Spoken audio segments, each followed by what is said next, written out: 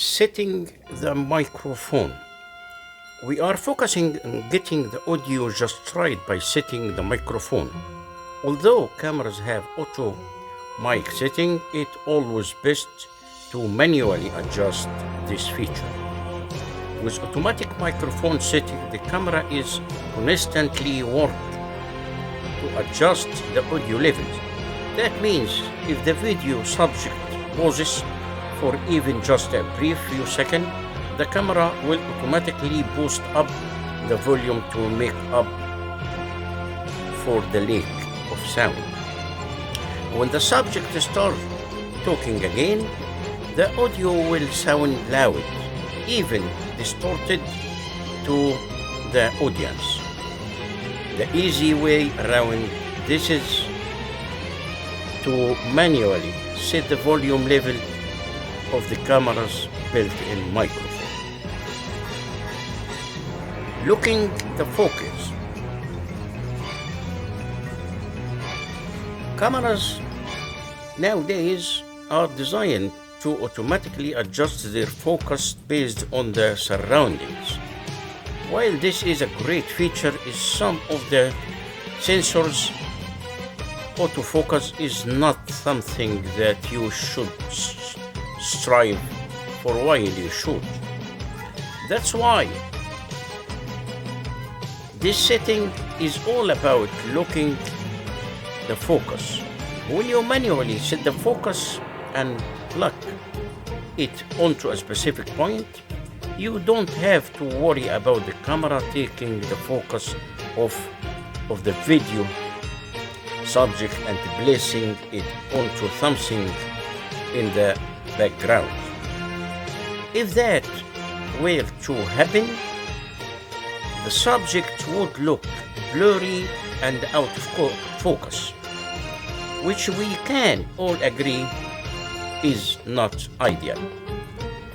How to manually set the focus? Setting the camera focus manually is a lot easier if you have an extra set of hands. With two people, the video subjects can sit on the screen while the other person sits in the focus point. But what if it is just you? There are two options here. Use a placeholder in the shot. Utilize your camera Wi-Fi controls. If you are creating this video alone, the first method is to use the placeholder to help set the focus.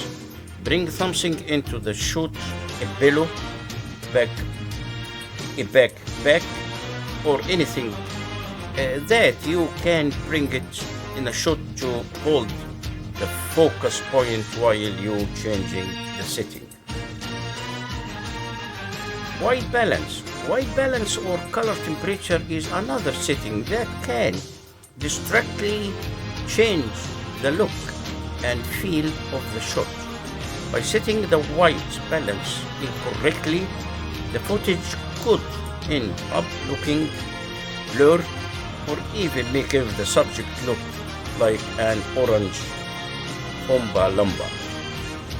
Many cameras come with preset white balance settings that are configured for shooting on a cloudy day, sunny day, or using indoor lighting. Another option is to manually set the color temperature number, also called the Kelvin number. Thank you very much, my friends. Fotógrafo, Joe Studio, Manhattan, New York City. Welcome to my studio.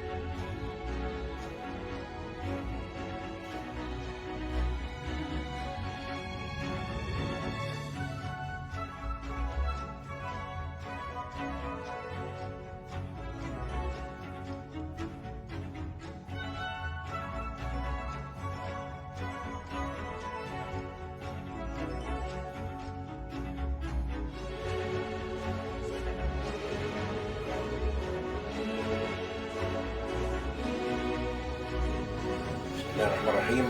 Good afternoon, friends. Today is Sunday. I'm doing right now travel cam Canon R with Canon 85mm, Sony A7 II with Sony 35mm, plus Canon 80D with Canon 50mm. Fotógrafo, Joe Studio Manhattan, New York City. Welcome to my studio.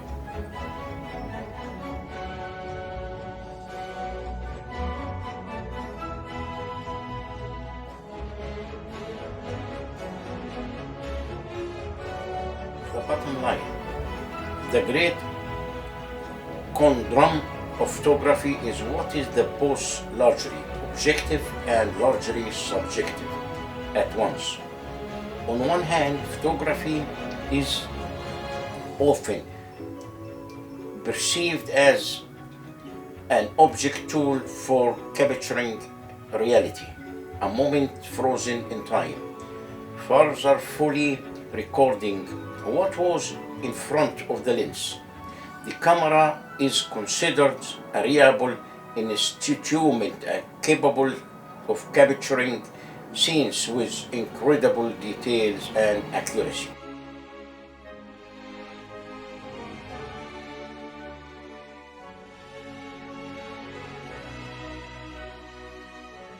Yet, on the other hand, the subjectivity of the photographer is behind to seep into the process. Every photographer brings their own perspectives, experiences, and emotions to the act of capturing an image. From the moment of framing the shoot to the choice of lighting, composition, and post-processing, the photographer's artistic choices shape the final outcome.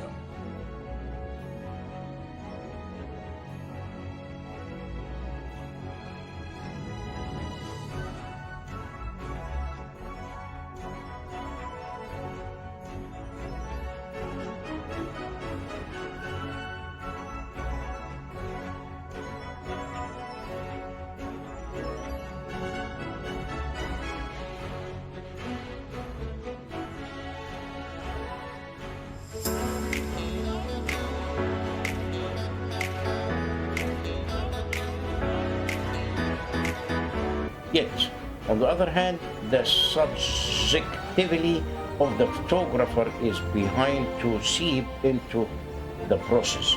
Every photographer brings their own perspectives, experiences, and emotions to the act of capturing an image. From the moment of framing the shoot to the choice of lighting, composition, and post-processing, the photographer's artistic choices shape the final outcome. Number 3, it's just juxtaposition of the objectivity and the subjectivity that makes photography such a fascinating, or from the blurs the boundaries between reality and interpretation. While certain genres such as the documentary and scientific photography strive of objectively to convey an unbiased responsibilities of trust, there is still a human element. And that human element only grows in other forms of photography, like fine art and creative photography. Though we may try our best to categorize a photo as more artistic or more realistic, they overlap tremendously. Some of the most artistically figural photos I've seen were captured in the context of science, and some of the most interesting scientific records in the past century were created by photographers.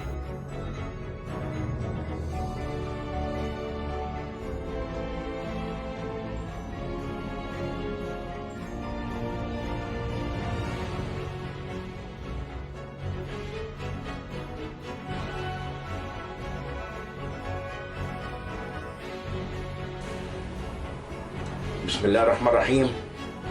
Good morning, my friends.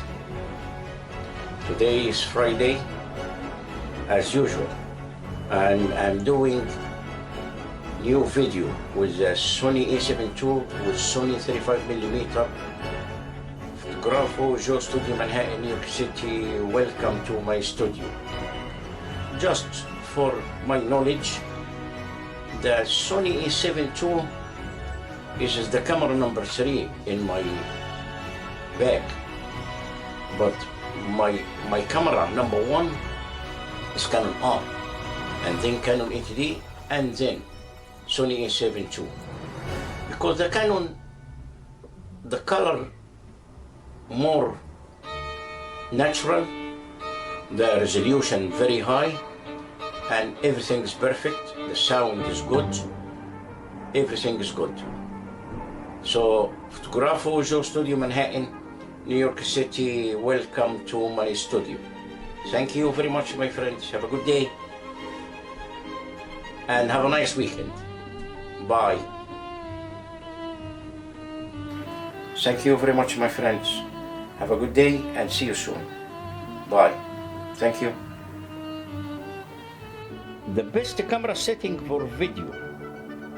What the setting mean and why they matter. Some of the camera setting for video will be familiar to still photographers, some will not. So we explain the basics. If you are a still photographer and thinking about giving video a good, the video setting menu can seem pretty overwhelming. There are so many different options, and all the numbers and letters can be a bit confusing, but once you know what it all means, it gets a whole lot easier. There are 3 main things to think about: frame per second, shutter speed, and ISO. The frame per second detected how many individual frames are in each second of footage. Shutter speed is the amount of time each individual frame is exposed for, and ISO is how bright or noisy your image is.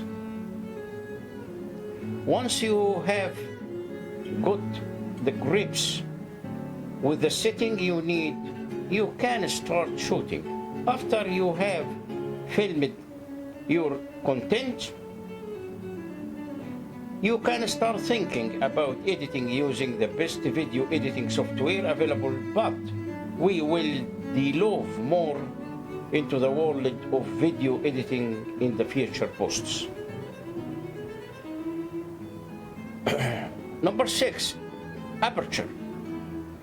The aperture you use will be dependent on how much light you have available or how blurred you want the background of what you are shooting to be.